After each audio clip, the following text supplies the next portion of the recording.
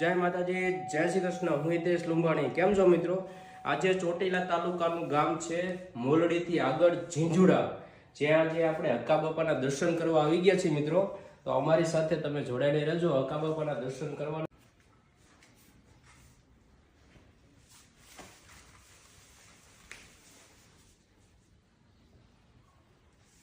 જોકે લગભગ 15-20 વર્ષથી આપણે આવી જ છીએ અને અહીંયા જે લોકો આવે છે પ્રસાદી રૂપે લઈને આવે છે ચબૂતરા માટે ઝાર.